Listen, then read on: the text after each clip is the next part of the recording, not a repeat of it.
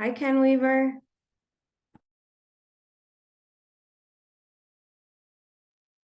Good morning. What's new since yesterday? Nothing. Our phones aren't working in Orville or Worcester. Mine is. I have Verizon. So is mine. Yeah, well, if you're on Wi-Fi, I think it works, but I saw somebody post that it's out for like most of Northeast Ohio. Surprise, surprise.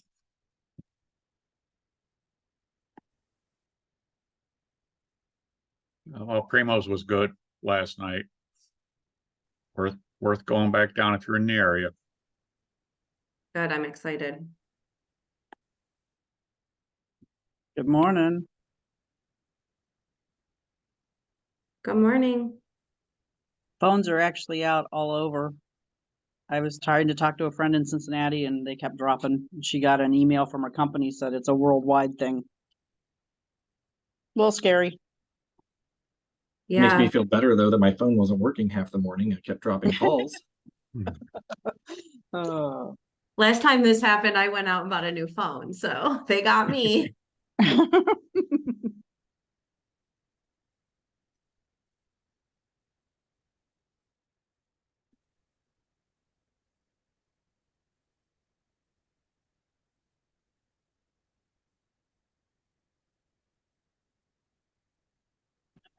Hello, well, I'm in Tate Living. Danny's here too, but I guess she's not, whoever's computer, Sherry, she's not doing a screen share with the class. There's only a couple of us though, but hi. Good morning. Hi.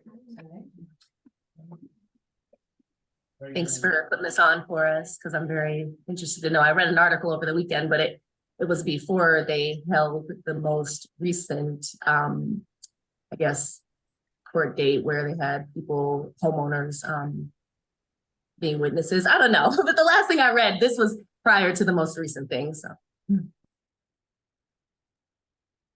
Mark, do you want to kick it off? Do you want me to kick it off? Or would you like to do that? Sure, I can kick it off. Well, welcome in everyone. We've got a handful of folks here in the Canton training room. Sounds like some in Solon, a bunch on Zoom. And so we're doing kind of hybrid-ish today. We changed this class from legal updates to a much sexier what is going on with NAR. We've all heard that there's lawsuits that our industry is at risk in some ways, and we never want to overly amplify or add drama to a scenario. But as real estate professionals, it's essential that we understand what's happening in our industry and how that affects how we think about our business, how it affects the choices that we make in our business, how it affects the skills that we seek to hone as our businesses evolve. And so today's class is a two-parter. Part one is our fantastic broker general manager at large, Rich, kind of giving us kind of the what are we hearing, what's true, what's not true, and why should you care as it relates to what's happening with our industry. And then part two is going to be kind of a workshop, for lack of better language, where I'm going to interview a couple of top producing agents from a Michigan market center to talk about how they handle an aspect of the conversation that we'll be having today. So with that, Rich, get us rolling. Okay, perfect. Well, good morning, everybody. Thanks for tuning in. And I first just want to say, I'm not a spokesperson for NAR. I am an OR spokesperson as far as being part of your DVP team, district vice president for District 3 here. This is my second year. So I'm going to go over just about 10-15 minutes, something like that. We're going to go over what's been going on with NAR, all the things that you're hearing out there, and then we're going to open it up for questions. Hopefully we'll have some of the answers, may not have all of the answers for you, so we'll do that, and then we're going to roll into a panel of Michigan agents. I know I said Michigan, look out, but Michigan agents, they are friends, and they are going to help us kind of wade through questions that we might have and best practices for buyer agency agreements, because really this is where this is where we're going as an industry. There are already many states that require you to have buyer agency agreements. We are not one of them. I will say that Ohio Realtors has done a great job with coming out with a new purchase agreement. I know we've had some complaints about 10 pages long, but they also did come out with a buyer agency agreement that's 3 pages. And so, you know, we're very thankful for that team of attorneys and agents that worked on that. If you're not using it, if I'm not your broker, check with your broker first before you start using that agreement. But we'll kind of dive into it here. What's going on with NAR? And basically, I'm going to talk about the Sitzer-Burnett trial. And that trial began in Missouri this past week. I think it was started on the 16th. And so to somebody's point earlier, there have been depositions held. There have been people called to the stand to speak for our industry and against our industry. And so let's get into a little bit about what Sitzer and Burnett are claiming. So their claim is against NAR and 4 corporate brokerages. And they're saying that because NAR requires a blanket rule of compensation to buyers' brokerages, that sellers, in fact, have been overcharged commissions that have been charged to them. And why should a listing company pay a buyer's broker commission that increases not only the commission that buyers agents are getting paid, but also the price of housing, and it goes against being competitive in this industry. So of course we would argue against that, but their argument that says that, you know, listing brokers sharing their commission only adds to the problem as far as being overinflated. So a buyer's agent working in the best interest of their client typically negotiates for a lower price and the best terms for their client. That's not working for the seller. So why is the seller paying to get beat up on commission or on price rather to pay a commission? And so they're also claiming that buyer's agents were advertising that they work for free. And I think we've all seen that. Buyer's agents have said that they work for free when in fact they are getting compensation. They're getting compensation from the listing brokerage. And because of that, NAR and the Department of Justice recently entered into an agreement to where agents cannot say that their services are free. You may still see some agents out there doing it. It does go against the settlement that we have with NAR and the Department of Justice. And if you know of somebody doing it, please let them know that they don't work for free. They in fact work and get compensated by the listing broker. So they should stop saying that. But buyer's agents were advertising that, you know, that it was free. And so with that, part of the settlement with the Department of Justice is to say, not only are we not going to say that that we're not being compensated and that we're working for free, but we're going to actually advertise what commission a buyer's agent is getting paid, and not just from the MLS, right? So we all know that you can log into the MLS, and as agents, we can look for properties, and based on the properties that our client wants to see, we can also see what the commission is. Well, one of the problems with that is some of the MLSs where you could search by what compensation was, and meaning that rather than searching for the best criteria for what your consumer, your buyer's agent, or your buyer was looking for, in fact, you could search to say, I don't want to make less than 2.5% or 5% or whatever it was that you were claiming that you wanted to make. You would only search for homes that were paying you as the buyer's agent a certain percentage. And that also went against doing the best for our clients, which we owe them a fiduciary duty to them, not to ourselves. And so that was also part of a settlement with the Department of Justice and NAR to say, we will get rid of those search availability criteria in MLSs to no longer be able to search for just a commission. And so those were taken out. So the plaintiffs are further than alleging that the NAR lawsuit or the NAR rule of blanket compensation impedes the ability of a free market. Now, what they're using against us are, and I think that it's been in the headline, so I'm not going to speak. I can speak about Keller Williams being a part of the company, but also Gary Keller was recently on the stand, and the plaintiffs were basically saying, hey, you have said in your books and online, in your training sessions and things like that, that you would charge 6% commission. As other company CEOs have training that also have stated 6% commission. And the answer to that is really, it could have been 87% commission. It could have been 10% commission. it was a simple example of negotiating with a consumer on what the commission will be paid, on what that seller is paying for commission. It was not saying that we are fixing commission to be 6% or 7%. That would be collusion, and it goes against the antitrust laws.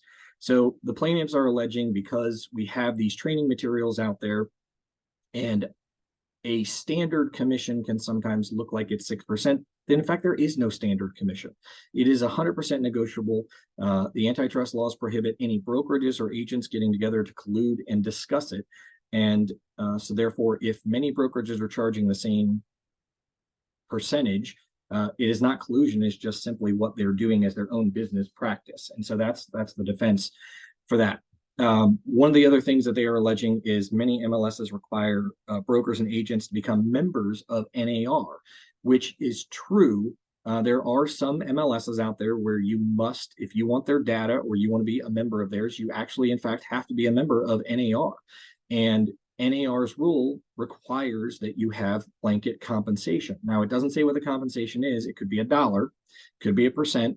But that you must offer a buyer's broker compensation. So they're saying that's further collusion amongst the brands, the 4 named defendants and NAR, that because MLSs are also, they haven't been a defendant yet, but they will be, I'm sure, as we move forward, because they colluded with brokers, and the MLS colluded with brokers and NAR, that in fact it is a huge conspiracy for the blanket compensation, and that's anti-competitive, because you shouldn't require your agents or brokers to be a member of NAR should they choose that they don't want to be, only to follow the rule that they feel is anti-competitive. So you'll have noticed that over the recent few weeks that some of the larger franchise brokerages have come out and their CEOs have said, you don't have to be a member of the National Association of Realtors if you don't want to. Now, that's not saying that you shouldn't be a member of the National Association of Realtors. That's just saying that we are not going to require you to be a member of NAR. If you feel that the value is there, and that they're offering services to your members that you feel are important, then you should stay, but we're not going to require it. And all of that came out of, really, as much as I hate to say it, it came out of protecting themselves and protecting their franchises and their broker owners, and the companies as a whole as part of our industry, simply because if they don't change the way that they view this, as far as people being a member of NAR, perhaps if the plaintiffs win, unfortunately, there could be further damages. And so they're coming out to protect their brokerages in our industry, to say, if you want to be a member, great. If you don't, that's fine. We don't collude with anybody. And that's not why we require you to be a member of NAR. All right.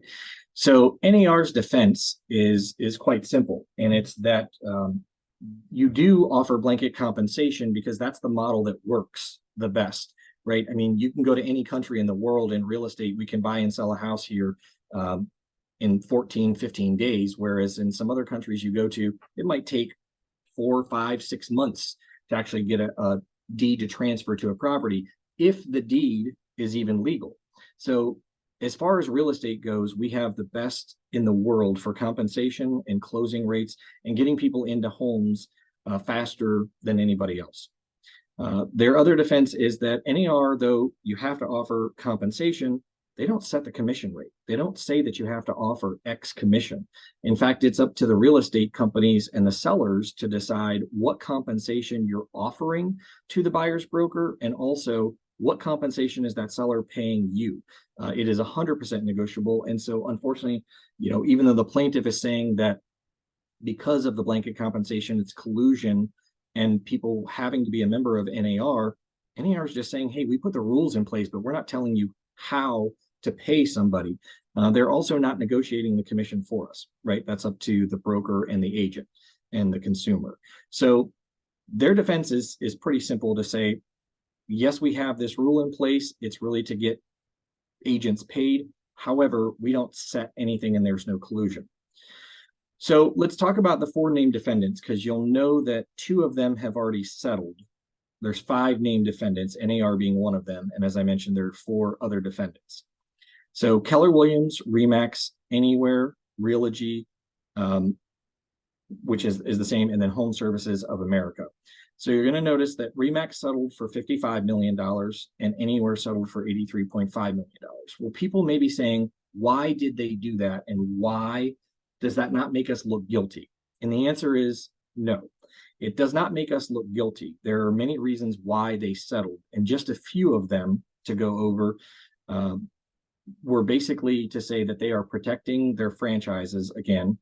And this lawsuit, they are estimating, could cost up to $4 billion. The plaintiffs don't care where the money comes from. So at 55 million and 83.5 million, that's a drop in the bucket for the $4 billion that this could end up costing the defendants in our industry, including NAR. So they settled these simply because it will protect their franchise owners. As you're aware, they are franchise owners, and then you have the franchisor and the franchisee in those models. And so this protects not only the company, but it protects their franchise owners as well. One of the things that came from yesterday, talking at Ohio Realtors, we had a legal update and a broker update, a broker summit. And what they were saying is, for the brokers that are out there, the independent brokers that are not named in this lawsuit, if in fact these plaintiffs prevail, there could be copycat lawsuits and additional lawsuits that will start going after small mom and pop brokerages, and just smaller brokerages, period, and that your E&O insurance actually doesn't cover the damages. It would basically put you out of business, and E&O will not help you. And so it's very important that we prevail in these circumstances under what has been alleged, simply because, not to be a scare tactic person, but this is going to change the way that our industry operates from now forward. It's already began. And so when they're settling, they're protecting their brokerage, and they're also saying, this is what we're willing to settle for, as opposed to you putting us out of business altogether or filing bankruptcy. Because one of the things that we learned yesterday, which I thought was very interesting, is even if NAR or any of the companies that are being sued decide to file bankruptcy, a court-ordered judge would be court-ordered actually to then oversee all of the money that those companies have, and there would no longer be a fiduciary duty to shareholders or agents or anything like that. There would be a fiduciary duty for that judge to get the most money to be paid for this lawsuit. So if we think that we're going to see protection under the bankruptcy laws, unfortunately, that's not going to happen. And so the settlements have been entered into for protection for many people. And then, so what does that mean for the other two that are still in it? Do we know if Keller Williams and Home Services of America or NAR are going to settle? That's yet to be seen. I know that as of a few weeks ago, it sounded like, I can speak, Gary Keller said that he was not planning to settle. I don't know if that's changed at all. And NAR was saying that they were not planning to settle. So we'll see if any of that changes, but they are in court as of right now. So with some of these changes of what's being alleged, you're going to notice that in the multiple listing service, you have seen listings that offer $0 in compensation, right? So what does that mean? That means that you as a buyer's agent are no longer being compensated by the listing broker. So the model that we know that works and we've seen for 100 years, unfortunately, being tested, that means that you as an agent, your skills need to change. So again, we said that there's a 3-page document, a buyer agency agreement. I would highly encourage you to start using a buyer agency agreement and going over this with your client. And the reason I say that is because you have a fiduciary duty to your client to show them the house that best suits what they're looking for and negotiate on their behalf. There's nothing that says you're getting paid unless you have a buyer agency agreement in place with those buyers. It's not something that Ohio has done. There may be some brokerages that practice it. I know that in my 20 years, the brokerages I've been a part of, we have not really practiced it. It's been available and it's been encouraged, but it's not something that we've typically practiced. You're going to see more and more of those, or more and more states and or brokerages requiring buyer agency, buyer broker compensation is going to be paid, in fact, by the buyer and not from the listing agent, the listing broker, I should say. You're still going to find that sellers are going to say, hey, I want my home to sell. I'm going to offer compensation to the buyer's broker. Not all, but many will continue to do that because they know that's how their home is going to get sold. I can say that for those that are offering buyer agency consultations to their consumer, all you're doing is saying that I'm going to offer you this fiduciary duty and I'm going to do all of these things. I'm going to work in your best interest. I'm going to find you the best place. I'm going to negotiate the best deal that I can for you. I'm going to have a duty of confidentiality to you. And all I'm asking for in return is simply that you are loyal to me. It's that simple of a conversation. And I think as we get into the last half of the class here, we'll see these buyers agents that have practiced with buyer agency be able to answer a lot of questions that you might have and objective handlings that they can come up with. So with the buyer agency agreements being in place, that's going to help protect you to get paid. It's not guaranteed that you're going to get paid simply because what happens if the buyer doesn't have money to pay you, right? That's something that we really don't know what's going to happen with the industry. There are a few things that are being alleged that could happen with the industry. It could be that buyer's agents are no longer paid a commission. It could be that buyer's agents are in fact paid an hourly wage or a salary, and that teams are going to get larger than they already are simply because teams are in a position to pay an hourly wage or a salary to their buyer's agents by getting listings and charging whatever commission they would charge on that. They will help offset the cost of those buyer's agents. The other way that we might get paid is that you have to negotiate with your consumer to get paid, and you hope that they have the money to pay you at the closing table. Perhaps the government will get involved or lenders will get involved, and you might be able to finance in the commission that you're requesting and negotiating with your buyers. We're really not sure how that's going to work yet, but I can say that in the last month, I know I have seen specifically 3 listings in the MLS that have offered 0 compensation. Now, we say, okay, well, that's not much different. We've seen them in there where they offer $1 compensation, $2 compensation, $3 compensation, and that's all you're getting paid. Well, that's true, but usually in those, it says in the remarks, at least from my experience, that you can negotiate with a seller to pay more commission. The ones I've seen in the last month, the 3 that I've seen, there's an addendum that is in the supplements for the MLS that says that you cannot ask the seller for more, and that basically the seller is offering 0 or $1. That's all they're paying. So don't try and negotiate more with the seller. They're not going to pay you anymore. I don't know if anybody else has seen those. But unfortunately, what does that mean? Again, that means that we have to sharpen our skills as real estate agents. We go on listing appointments and we show our value to the sellers in order for them to list with us. We're going to have to do the exact same thing when it comes to buyers. We're going to have to start holding buyer consultations and showing the true value of what a realtor does for the consumer.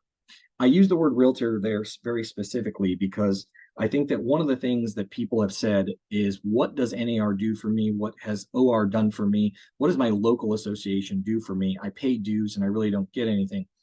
And there are a lot of things that those organizations do for us by lobbying for our commissions to not be taxed, lobbying for homeowners, flood insurance. There are a lot of things that they do behind the scenes that you may not be aware of, but I say realtor because they do a lot. Our industry does a lot for consumers that we just don't simply share. But on the smallest level, the very smallest level of being a realtor is something to be proud of. If you use no other service and feel that you get no other value, one of the very smallest things that NAR does for us is when we become a realtor, we subscribe to the canons and codes of ethics. That means that I have a duty to disclose all offers to my seller.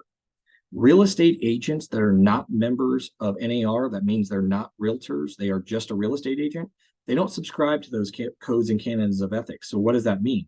That means that unfortunately, they don't have a duty to share all offers that come into their seller. So let's say, for example, that you are negotiating with a real estate agent. You might be a realtor, you might be a real estate agent. And think about for a second, if that person has no duty to provide your offer that you are trying to represent your buyer with to the best of your ability to the seller. So the seller never sees that offer because they don't like who you are as an agent. That's going to be very detrimental to us in this industry because right now we are used to having that level of ethics that a realtor provides. So I say to you again, if you haven't been involved and you feel like NAR has done nothing for you, even on that smallest level, they have, in fact, and I definitely encourage you to get involved.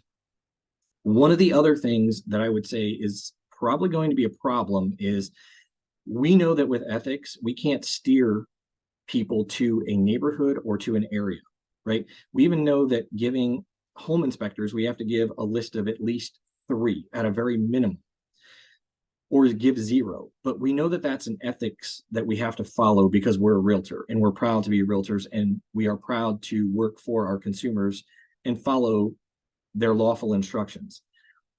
If you are not a realtor, or if you are a realtor in the future, think about how agents might work, even though they no longer can search for an MLS listing that offers blank income compensation. But let's say that that's how they're going to steer people. Steering is probably going to become worse than it ever was before, simply because we know that there are unethical agents out there, unfortunately, in this industry.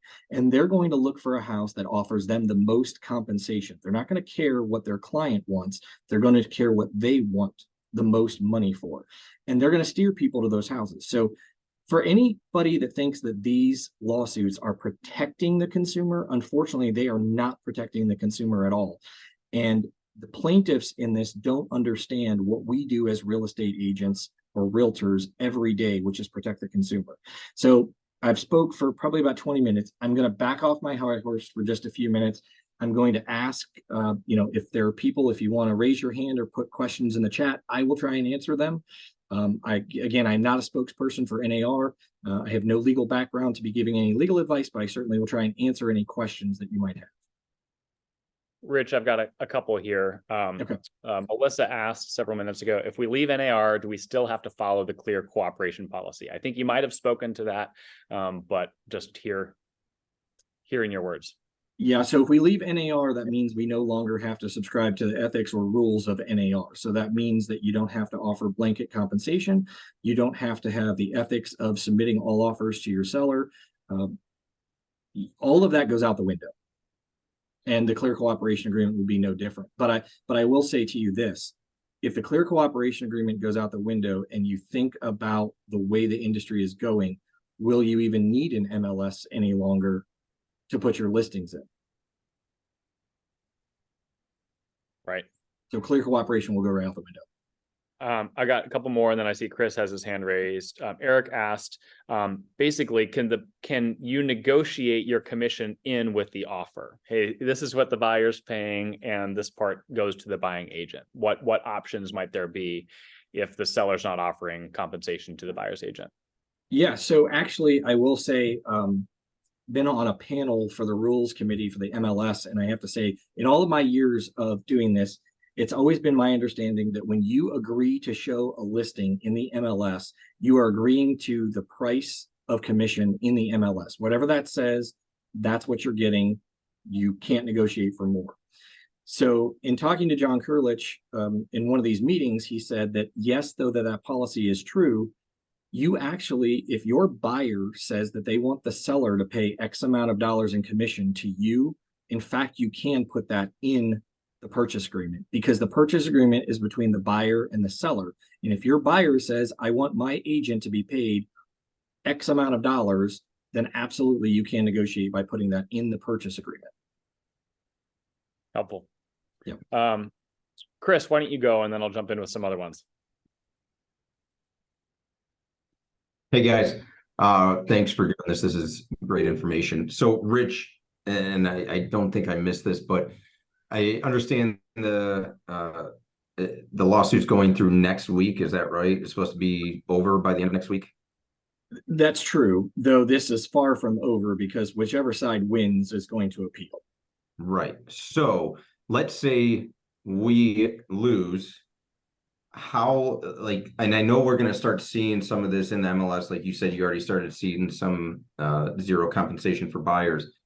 How long do you really think this is going to take before it would totally be in effect? Or do you think it's going to be more locally transitioned over, even if it doesn't get approved? You know what I mean? Yeah, in my opinion, honestly, I think that depending upon how the lawsuit shakes out, the moment that if we were to lose, unfortunately, we as realtors have to make sure that we're winning with our consumers. So it's going to be local. And what I mean by that is we have to win in the court of public opinion. Our consumers are going to be very well aware with the internet that they no longer have to pay a commission to a buyer's broker. So that's going to leave us with only a few avenues. And I have to say that the strong will survive. The agents, we've always heard that, he or she who has the listings controls the market. And I think that that's going to be true going forward too. I think that you're going to see that more inexperienced agents or agents that are not able to show their value in a listing presentation are probably in fact going to go in and procure X amount % for just themselves and leave the rest of the buyer's agents fighting to try and get a commission. And I think that the other agents that know how to show their value, and for sellers that want to show their house in the best light, they're going to offer that compensation. But I think it's going to happen much quicker than we anticipated. And I think that it will happen simply because, again, as I stated, you already have 2 national brokerages that have settled this, and they're making policies as we move forward. So I think we're going to see it for protection very soon. Gotcha. And then one other thing, I know you mentioned that maybe the MLS would go away. I've been talking to a few agents overseas where their countries do not have MLSs, and they said it is a nightmare, and they are so jealous of the United States for having an MLS. So as much as we might hate some of the policies and the rules, our MLS is a really good thing for us as agents, and it will be even more challenging if that goes away. So we definitely, in my opinion, don't want that. No, and Chris, I'm super grateful that you actually said that. As an agent that, sells and helps consumers on a regular basis, that's a tool that's invaluable to you. No matter what MLS that you're a part of, the MLS is invaluable for all of us as real estate agents. And that's the problem, is a lot of agents are like, oh, I don't want to pay that. I don't want to do that. There was a brand that recently removed their listings from being on all of our public facing websites, right? And a lot of people threw a fit about that and said, oh my gosh, that's ridiculous. Why would you do that? And I've reserved judgment. I'm not saying that they're right. I'm not saying they're wrong, but I will say this. In the event that you have agents that don't want to pay for the MLS anymore and they can't offer those services, is what they did smart because they're now driving traffic to their own websites where you're not offering buyer's broker compensation, or was it foolish? I'm not going to answer that, but I leave that question to everybody here to say, is that where we're going? I think that's going backwards personally. The MLS is necessary. And I would hate to see that agents just stop saying the MLS is important and stop paying for that service, because we will go back to the dark ages of where every consumer's listing will only be on the website of that company they list with. Yeah. And essentially that's what these agents were telling me, is like, it is so challenging for them to even work with buyers because there's so many different sites and all the listings are not on all the sites. So you have to register, and some of them, they're like, you can't even register on. So your clients may be going on these sites and contacting that agent, and you've been working with them for a long time, and they're like, it's a nightmare. So we don't. That's a great point. But thanks, Rich. Yep, you're welcome. Couple more. Sandy asked, as a buyer's agent, with people conceivably pulling out of NAR, how would you find out if the listing agent is a realtor? Where do you go to learn that? Yeah, that's a good question. I think you can go on NAR's website and type in a name to find out if they're a member. But more importantly, you can contact your local board, because your local board is going to know if they're a member of NAR. Right. And for those who missed it, for those who pull out, they won't be required to present your offer and follow the same code of ethics. So Sandy's basically asking the question, how will I have confidence that my offer is being presented in the case of not knowing whether the listing agent is a realtor or just a licensee? And that's the simple answer is you won't. And that's the problem. We have a grievance process. We have all kinds of things that your local association does that you might take for granted at the moment, but the moment that your listing doesn't get presented and you're not working with that realtor on the other side, you're really going to wish that you had paid attention and been a part of this realtor movement all these years, promoting realtors instead of, kind of bashing us and saying that we just pay fees for what. Right. Troy has asked a few questions. Troy, if you're in a position, I might ask you to unmute simply because you've got a handful there, and I might tee you up to just engage yourself. Hey guys, sorry about that. So just, this is me letting my wheels spin here. But basically, we're looking at, number one is does not, and I have not looked at Michigan's obviously, and I have to be 100% honest, and I'm probably not the only one in the room that has not looked at Division of Real Estate's code of ethics as far as they go. Are they not end up having any clear cooperation with regards to showing of offers through Division of Real Estate and going through those channels? That would be number one question. I think I should probably start there without going into my others first. So I'm not a spokesperson for the Division of Real Estate, but I can tell you that the codes and canons of ethics that we subscribe to are because we're realtors. It has nothing to do with the Division of Real Estate. So the Division of Real Estate is a branch of the government, the Commerce Division, and I can say that if you've ever been part of a complaint process, there are only six investigators in the entire state of Ohio. It takes about 2 years for your case to get heard and settled.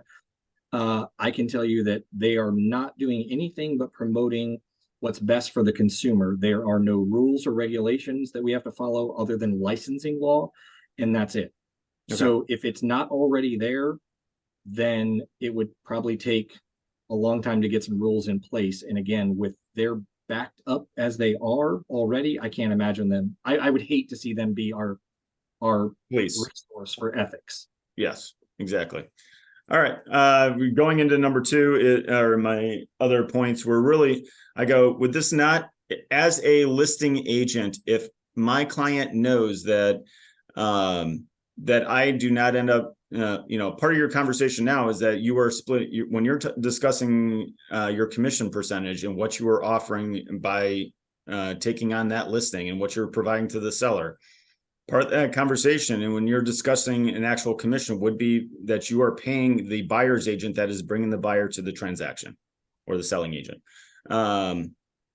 You're bringing that to the transaction, and you're not necessarily discussing what that percentage is, but you can end up giving it some general ideas as to what you're going to be offering that client based on that total commission number.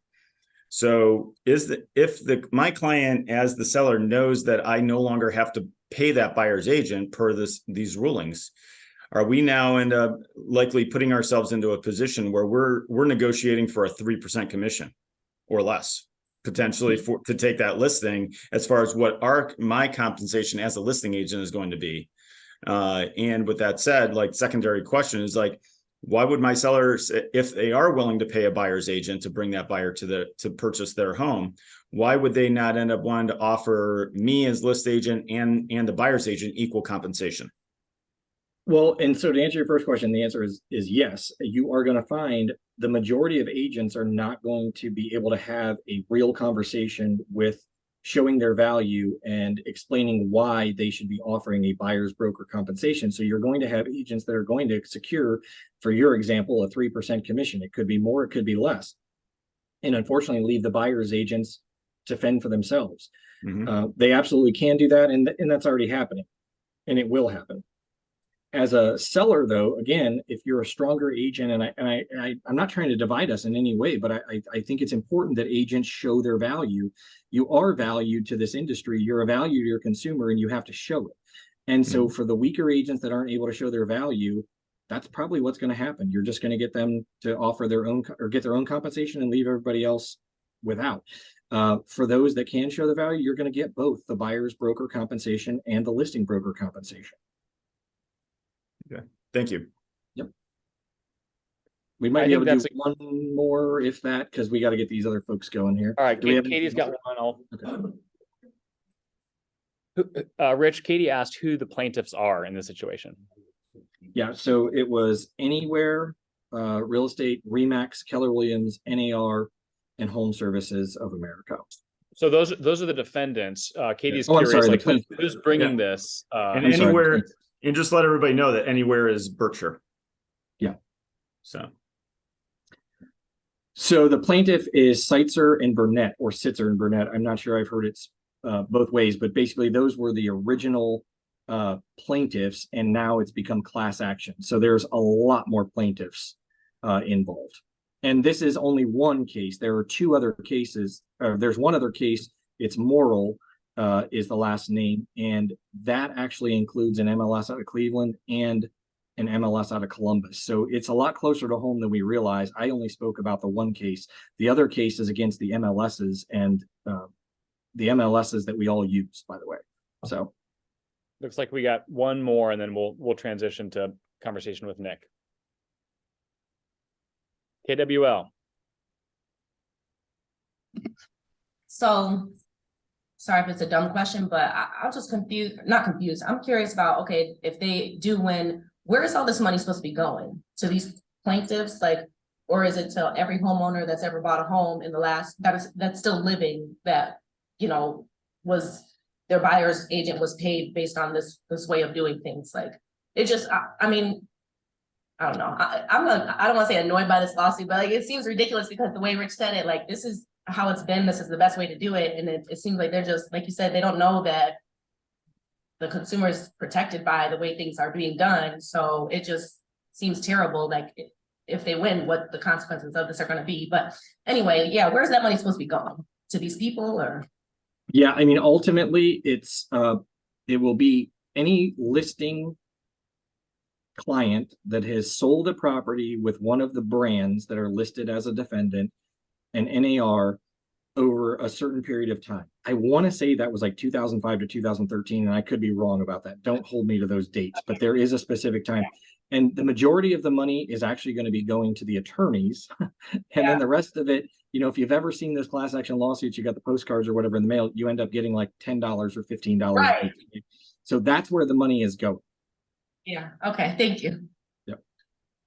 One unasked question, but I think it's worth noting as we transition. People would say, okay, what's with these 5 companies? Because there's obviously a lot of other brands out there. Correct me if I'm wrong, Rich. It's not because we're the ones that have done all the wrong things and all other brokerages' hands are clean. It's more, we're the big names with the big pockets conceivably. And so why not go after the few that can move the needle most meaningfully? Is that a fair? That's right. They are going after larger brokerages. I mean, obviously they're not all in there, but some of those names actually carry other brands with them, believe it or not. It's not Home just Services and Anywhere have lots of they have lots of brands. Yeah. So unfortunately, but that's why we're the big folks that have the dollars they think that can come after us. So that's why we were named. And again, this will not prevent attorneys from going after small brokerages in the future. If they win here, that sets a precedent that they can go after other brokerages, no matter how large or small they are. And honestly, it would just put you out of business. Who can afford to pay these? You know, and $4 billion, you might as well just fold the entire real estate industry altogether, because nobody can afford to pay that. Right. And if you're an agent with a brokerage that's not named as a defendant here, this still like will impact you. So it's not as though like, hey, I'm so glad I'm not with one of those major brands. Yep. This impacts all of us. All right, yep. Let's segue. And I know Nick's here and Chantel is unavailable and I haven't seen Tom, but Nick Tracy, if you want to unmute, that'll enable me to pin you. Yeah, hi Mark, good morning. Can you hear me? I sure can. I'm going to add a pin. All right. Yeah, Tom said he should be joining us, so I'm kind of on the lookout for his text. But yeah, thank you for having me. Okay. Yeah. All right. So before we dive in, the reason that we've got Nick joining us is obviously there's a lot of layers to this whole conversation, but the practice in Ohio, as Rich mentioned at the beginning, is like most of us don't really do much in the way of buyer agency agreements. And at least the KW Legacy Group, we're not like checking your compliance to enforce that has happened. And Rich, in conversation with owners up in Michigan, is like, oh, this is buyer agency is much more commonplace in your market. And so we wanted to have a conversation with a top producer who's been operating at a high level for a while to hear about kind of your perspective on it. So before we dive into that, Nick, just give us a flyover. Who are you? Tell us about your real estate business. Yeah, sure. Thank you. So, okay. I'll be licensed 10 years next month, full-time for 7 years. I was a part of a 12-person team for a number of years and then joined I branched off and did a solo agency in 2019, still with Keller Williams Lakeside. And now I have an a la carte transaction coordinator and like an administrative assistant, which helps me with all the 80% things. And yeah, love turkey sandwiches and long walks on the beach. So I appreciate you giving me the time of day, you know. Nice. I'm more of a I average about 55 units a year while raising 3 kids and having a wife. So it keeps me busy. And yeah, to your guys' point is that buyer agency is, you know, alive and well up here. And you do some coaching as well, if I'm not mistaken. Yeah, that's right. Yeah. So I run a coaching company with 3 other partners, and that's another layer of the business of, you know, adding value to market centers and to agents up here, as well as in Northern Ohio. So yeah, it's great. It's great. It's a lot of fun. That's awesome. So let's go kind of bird's eye view. How long have you personally been utilizing buyer agency, and how do you think about buyer agency? What does it accomplish for you? Why is it important for you? Yeah, totally. I've heard it a couple of times since I've been on the call is value, right? Because especially moving into this new market, in the absence of value, price is the only conversation. And that's either on the buying side or the listing side, right? I've been using buyer agency since I've been in the business. And for me, it allows me to do 2 things. Number one is front load expectations, and also value proposition is why hire a buyer agent rather than just call on the listing sign, you know, because up here is that, you know, if a consumer were to call on the sign, they have a fiduciary responsibility to represent the seller. And that doesn't make a whole lot of sense when you're a buyer that's looking to get best possible price in the most, you know, the area that's the most important to them, with the kind of house that checks all the boxes, right? So to me, I almost don't even know any better, which could be good and maybe not so good. But yeah, with all the buyers that we sign, we have them sign an exclusive buyer agency, a disclosure regarding real estate agency relationships before we go out showing houses. And that's at the time of that meeting, it takes maybe 20-30 minutes, and that's when we outline the A to Z's of the transaction, explain why buyer agency exists, and also, more importantly, learn and confirm what they're looking for, so we can help them find the buyers, the right home for them. Sure. So we're in a market that, you know, let's say 19, 20, 21 it was all about speed to lead. You know, someone rings, can I see 123 Main Street? Sure. What time, you know, what time can we do it? So I think a lot of agents got in the habit of just getting to the front door and then letting things develop from there. Tell me about how you set up that first consult rather than just racing to the house, because a lot of consumers, particularly those that you don't know, they just want to get to the house. Yeah, that's absolutely fair, and that's a good question. And it's like, you know, there's a saying, it's called don't mistake movement for achievement, right? You know, running out to a house and showing a buyer whom you don't know much about, it feels good in the moment, but more often than not, you don't write an offer on that house, and you more often than not don't ever see them again. It might work out once in a while, and that's good reinforcement to keep on doing it, but I'm more looking to establish a relationship for a lifetime relationship for not only that past client, but also referrals, right? And it allows them to have all of the steps needed in order for them to inform them to make the most best decision for whatever house that they purchase, right? And you really can't give them all of that information while they're looking at a house, right? Because they're looking at the house, they're looking at the layout and the floor plan and the neighborhood and the kitchen and the bathrooms, right? You know, you have their divided attention when you're running out and looking at a house, you know? So I've seen that strategy before, to where you show them one house and then do the buyer consult. That's fine, not right or wrong. That's all good. But you really have to establish a relationship in order to look at as many houses as needed, in order to ensure that they're calling you back after the first house, not the next realtor and the next realtor, right? So I guess to answer your question shorter is, when I get the phone call, in my world, there's two levers for what qualifies a lead. Number one is motivation, and number two is timeline, right? So if I don't have those 2 things, I would argue that I don't have a lead. Like, I want to know why they're looking to move, what's the reason behind it, and then also the timeline as to which they want to transact, right? And so I try to capture that in the first couple of seconds or first couple of minutes of the call.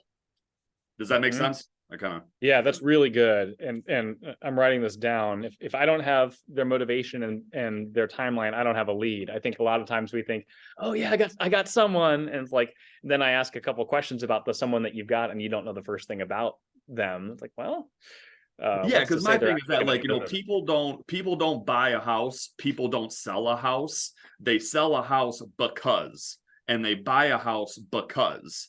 And if we master those becauses, that's what moves the needle in your business, right? Like the why, right? Their ecosystem as to why people make moves, right? So talk us through. You said basically the buyer agency, the buyer consult, effectively accomplishes two things. It helps you front load expectations, and it helps you kind of explain and clarify and distinguish your value proposition. yeah. Can you give us just the bullet points? Don't walk us through. We're not asking you to demo, but what bullet points are you hitting in that 20 or 30 minute sit down that then tees you up for the buyer agency conversation? Yeah, there's a couple of important ones. Number one is that I outline the list price versus sales price ratios. So on that pre-qualification call, I'm learning what areas are most important to them. And then from there, I look in our MLS and I'm able to research like analytical data. And I look at the list price to sale price ratio in the areas and price range that they're looking in. And how I communicate that is that lately the list price to sale price ratio has been 99, 100, 101%, right? So I'm kind of coaching them that we're not really in a market to offer tens of twenties of thousands of dollars off the house and expect to get it. But then I also layer that with a good news thing, like with the rates and with the market shifting, we're no longer in that 100 mile an hour seller's market. So I validate them looking to buy a home right now because the market's cooling off, get a better price, and then maybe refinance later. That's all based on their terms and conditions, you know? So, but the most important thing is that I'm communicating that to them market statistics.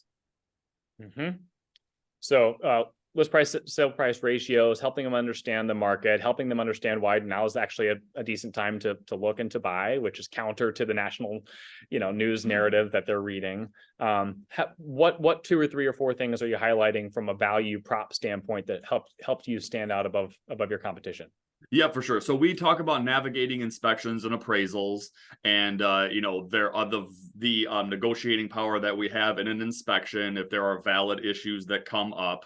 Right. I source my business 6 months at a time. So I'll go back 6 months, 12 months, 18, 24 months, and I'll examine the buyer sales that I've done. And I'll just look at, okay, the list price was X and maybe we got it for under the listing price, or maybe we negotiated X of dollars in concessions or appraisal in case there was issues there. Like I'm kind of plucking what worked well for my buyer transactions and then communicating it to them during the consultation, right? So in other words, I'll say, hey, buyer, in the last 10 buyer agency, excuse me, the last buyers that I represented, we were able to get X dollars off the price, or we were able to get X% off the price based on the inspections, to just kind of say like, hey, you're not hiring me for no reason. Right. Absolutely. So you're kind of helping them understand the various parts of the process that you're going to be a key resource to them. Many inexperienced buyers don't fully appreciate that. And then you're kind of pointing to your results, kind of pulling out the receipts to say, hey, here's what I've actually been able to help accomplish for my buyers based upon my negotiating skills and my knowledge of the market. Yeah. So then a lot of people do have this sort of conversation, whether it's by the car after that first showing or whether it's at a sit down appointment. But then a lot of people get the cold feet as it relates to the buyer agency agreement because, but I don't want them to be forced. I don't want them to feel like it's an awkward, pressured relationship, blah, blah, blah. There's plenty of objections for it. How do you then kind of close to the agreement, so to speak? Yeah, for sure. So at this point, we're every bit into an hour and a half into this relationship, right? Between the pre-qualifying phone call, between the actual buyer consult, right? That'll take maybe 30 to 45 minutes. From there, like there's been a lot of value and a lot of education to where asking for the order becomes almost second nature because we've done all this stuff beforehand. It might be weird if you just say, oh, you want to look at this house? Okay, well, I need you to sign this. Like that's weird, right? Yeah. But by that time, I've helped them with like mortgage financing. You know, we've gone over all of these things. I'll just say, hey, this document just authorizes me for you to put me to work. You comfortable doing that today? Yes. Okay, here you go. Our documents, I can't speak to Northern Ohio, it straight up says on there that this is not a contract. So if I get any kind of a kickback, I'll just read it to them and say, this doesn't force you to buy a house. This just authorizes me to go to work for you on your behalf. But as far as like, I guess, mindset on it, it's almost like you have to behave as if, hey, this is just gives me the fiduciary responsibility to go find you the perfect house, to help you go find the perfect house. Right. And so I guess another, I don't get hung up on it because people want homes, so, and this just allows me to help them do that. Nick, looping back, you had a great script for setting that appointment. A lot of us, we get a call from a person and again, we get excited to just go to the house. You talked about, hey, I'm not just looking to show a house, I'm looking to actually serve you through the entire process, which may or may not be this house. What was your script around setting that appointment? Yeah, so sure. So they call on 123 Main Street, right? So I'll say, okay, well, what spoke to you about 123 Main Street? What's important to you about that house? Oh, I like this, that, one thing, and another. Oh, okay, great. Well, this house is in Shelby Township. What other areas are you considering? Oh, well, I also like this city and that city and this city. Okay. All right. Well, great. Mr. Buyer, let's do this. I work in this area all the time. What I'd love to do is meet with you and your family for 30 minutes, and we'll do a couple things. We'll go over the A to Z's of buying a home in today's market. I'll learn and confirm what you're looking for in your next home so I can help you find it, answer any questions you have about the process, and then finally hook you up with financing if you need it. And then from there, we can go out and look at this house or as many other houses as it takes for you to find the perfect one. I could do, Thursday at 4:30 or Friday at 11. What will work best for you? Yep. I love that. That's so good. And when I heard that from Nick, when we spoke last week or the week before, I'm like, oh, that sounds like a script. He's like, yeah, I've said that a lot of times. Basically, you're asking them to do three things: A to Z, learn and confirm, actually be able to serve them at a high level, talk through the financing element, and then we can go. Which, that's easy. Oh, what will I say? Like when put to me that way, why would I choose to say no to that if I actually want someone to serve me at a high level? Yeah, and like none of that's about me. There is no agenda. None of this has anything to do with my goals, but it's just having the, because it's like with results come action, with action comes mindset, right? And the mindset behind this whole buyer is that you are working for them in their best interests. It's almost like, hey, I need to share this information with you. Come here, and then we'll go look at the houses. The houses is the easy part, Sure. No, that's well put. Let's talk briefly on the compensation angle. So for those of you that missed the jump that we made, most buyer agency agreements are going to have some sort of compensation language in it, where it's, hey, this is what I will end up getting paid as a buyer agent, which currently is coming traditionally from the seller side, as we've discussed. But in this moment where that's more up in question, and you've got brokerages that are doing limited service already, or they're putting $1 in there, the buyer agency agreement conceivably sets you up to get paid through a different source. Nick, how are you thinking about that? How are you having that conversation right now? Yeah, for sure. So there's two schools of thought. There's two ways to do this. On page 2 of our buyer agency agreement, it says something to the effect of like, buyer agent shall work for X%. And you would fill that in 3%. Sometimes it gets paid by the listing agent. And what that what that contract could say is, in the event of the listing agent offering less than 3%, the buyer makes up the difference. So in our MLS, we're seeing a lot of 2.5%, even some 2%. And so it's at the buyer broker's discretion as to do we enforce the buyer making it up at closing for the full 3% or not. buyer agents, we can work for 2.5%, right? So I've done it both.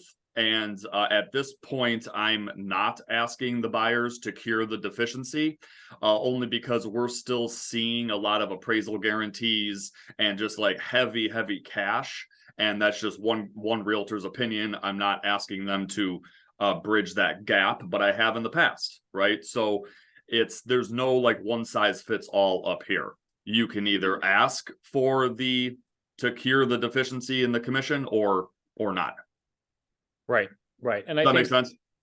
Yeah, it absolutely does. Absolutely does. And I think we're in a big, as Sandy said on the chat a few minutes ago, we're looking at a wild west time until this all settles out. Like, we don't know what the future holds.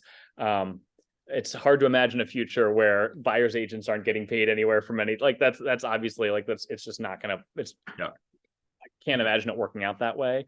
But it is important for us to be prepared to show our value and to have that preemptive conversation around the buyer's agency agreement, because it does offer protection for us. We are tight on time, Tom. I saw that you joined a minute ago, but we're tight on time. I want to open it up for kind of some final Q&A for Rich or for Nick as it relates to this conversation. Who's got anything that's burning? Well, I see Megan's question. I was going to ask the same as well. I was kind of hoping that could be. Okay, Megan has asked, how would you suggest to bring this buyer's agency agreement up with buyer paid commission with current buyers that we are currently working with? So, okay, we've been looking for houses already. Industry's changing. Oh, I see a listing that's offering $1 commission. How do we bring it up midstream? Any thoughts from Nick or Rich there? Yeah, that's uncharted waters in my world. Hang on, let me think about that. It's definitely going to be a difficult conversation. I would say, yeah, Nick, if you have an answer to that, that'd be great. It is a difficult conversation, and I don't know that it's one you want to bring up. Personally, if you're already working with them, you've been working with them, not that you don't want compensation, but is it going to look like that's the only reason that you are working with them now, is so that you can get you're bringing it up now for compensation? Yeah, man. Nope. Tom, go ahead. Tom, go ahead. Yeah, sorry, late to the meeting here. I think you can approach that conversation. You've got a relationship with your client already. So why not just say that this is something new in the brokerage, and I'd like to address it with you, and do it by Zoom. I mean, there's so much is done on Zoom now. It's like meet with buyers on Zoom, meet with sellers on Zoom. I think it's a conversation you can have. You've got a relationship. You get the unsaid said. And just take it in whatever direction it needs to go, but you can blame it on the brokerage. You can say, this is something that our brokerage is doing now. It's not going to affect our relationship. And just have that conversation. And then, Nick, you had mentioned I've been doing a little bit of research on this commission thing. And I think we are going to see, the conversation is going to be with a seller, and I'll just use my numbers. I'll work for you for 3%. Oh, and would you like to offer something to the buyer? If they bring it up. If they're not bringing it up, then I'm just going to be for 6%. But they're going to start. I think it's going to start getting brought up more and more. So yeah, I work for 3%, and you can offer something for the buyer. And then if the house is a really hot house in demand, it's probably going to sell with next to no commission. And then how's the agent going to get paid? Now if it's an also ran house, just like all the others in the market, the seller may be forced to offer some type of commission. So yeah, I think that we are going to have to get good at asking our buyers to pay us. That's my thoughts, and I've always been doing that. Yep. Just on that, I want to go deeper with that for a second, and then Troy and Jason will get to you.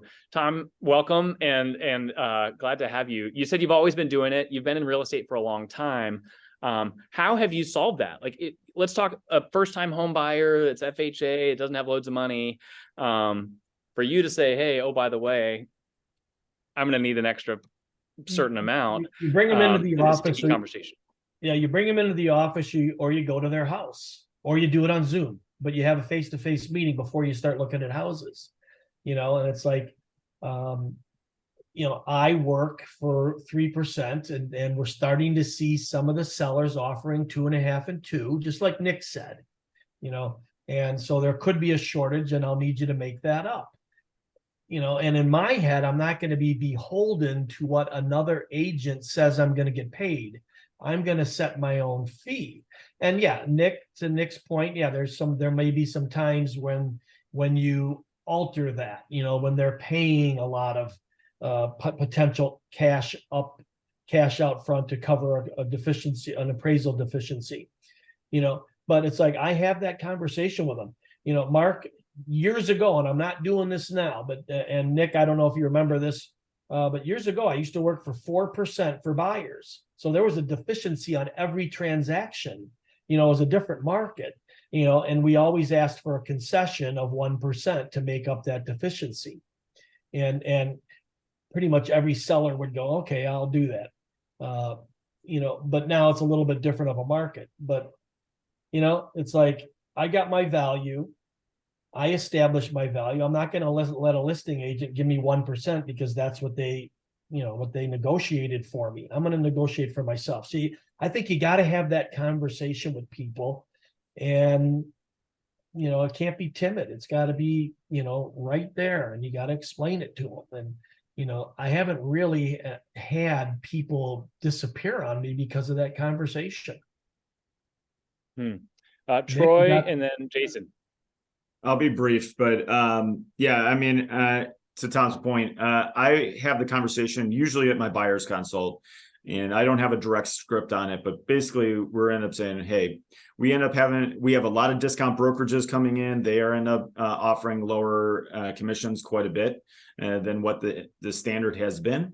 And I have them typically pick out, say, 5 houses that they're interested in seeing. I'll end up showing them actually on my, showing them what, or have the conversation like, hey, this buyer's offering this, this listing is offering this, and this. This is what the average has been. You can see there's a couple of people that are breaking from that, where they're end up offering lower. In the last, in my 8 years as a real estate agent, the average has been this. This is what I would hope to end up receiving for my efforts with working with you. And having them that, and I will say, I'm like, to Tom's point, I don't think I've had anybody that's ever, unless they've been an investor or something like that, but I don't think I've had any of the single family home buyers, owner occupants, ever end up having an issue with that. And we've had the conversations, like, if we can, we'll end up going back to we'll have that written in, like I think you or I think you possibly said that earlier, but just end up really saying like, hey, we'll add that into our commission, that with the offer. You have a lot more flexibility to do that when you have a house that's been on the market for 3 weeks plus than you do if something's hot and on the market and it's going to be receiving 12 offers still to this day. So I think you can have those conversations. So I'll leave it to Jason, because he and I are both supposed to be on another call right now. Nick, I think you wanted to respond to that, and then and Troy, what I heard, the most important thing on that is that you're bringing that up at the beginning of the relationship. You're bringing that up at the buyer consultation, right? It's hard to have that conversation when you're already halfway through the transaction. Oh, by the way, it's going to be X. So again, you're front loading it, you're setting expectations in the beginning, and that's probably why you've never had a problem with it, So I agree. I think we lost Jason to that call. Yeah, if I can add something, it's like, it's not the first thing you talk about in the conversation. It's what Nick said, the A to Z's of buying a home in today's market, reviewing, the state of Michigan, reviewing whatever state you're in. I think you're in Ohio, right? Reviewing the agency disclosure, and then learning and confirming at a very deep level what it is that you're looking for in a house. Then you got to provide some value. It's like, here's what I'm going to do for you. And if there's an appraisal deficiency, here's what I'm going to do for you. And when it comes to an inspection, here's what I'm going to do for you. And here's what you can expect from me at every step of the way. When that value is established, then you can talk about the money. Now, I got to say this one thing, Mark. I don't know if you got this from John, but I did a little research, and in my market here, the same day we met the first time, 77% of the listings were offering less than 3%. And I didn't look at it further to see what was less than, what was 2 or under. I Less than couldn't. 2.5. Yeah. Yeah. I'm sure that's true in our market as well. Yeah, so it's a huge thing, and we got to get good at it quickly on how to how to determine our own compensation, because one of these days you're going to be looking at a 1% co-op, and what are you going to say if you haven't talked about it? Right. We'll go to Nick, and then Rich, I'll let you land the plane for us. Yeah, quick thing and just a thought. It's like, so if it were me, after we're done with this call later today, later this week, I would look at your business, and I would look at from the time a buyer is looking for houses all the way to 60 days after the closing. And I want you to line item all the stuff that you do in your business from when the buyers are searching for houses, once you're under contract, and then post-closing touch plans, right? And I want you to outline all of that, and I want you to start looking for opportunities to improve. Because the silver lining in all of this is that this is going to make us level up our buyer customer service, right? How many times have you heard from buyers like, yeah, I bought this house, but I'm the one that had to look at all the houses. I'm the one that had to go find all the houses and let the realtors know. Like, this is going to be an opportunity for us to meet them where they're at and actually pick houses and actually say, hey, I recommend this one for the following reasons, rather than just saying, okay, here's the MLS and Zillow is still there. You let me know when you want to go look at a house, right? So again, value prop, right? Value prop comes from compensation, where we get paid in the direct proportion to the value that we give. Amen. Great point. Rich, anything to put a bow on it? Yeah, I mean, thanks to everybody that stayed the 9-10 minutes over. Thank you to our panelists, Tom and Nick. Very, very, very helpful. I know that there's more to come on this, and everybody's probably got lots more questions that we can't answer. But thanks for tuning in, and just pay attention to what's going on out there. I'm sure there's more to come, and thanks for your time. Yep. Stay frosty and prove your value. Thanks all. Do well. See ya.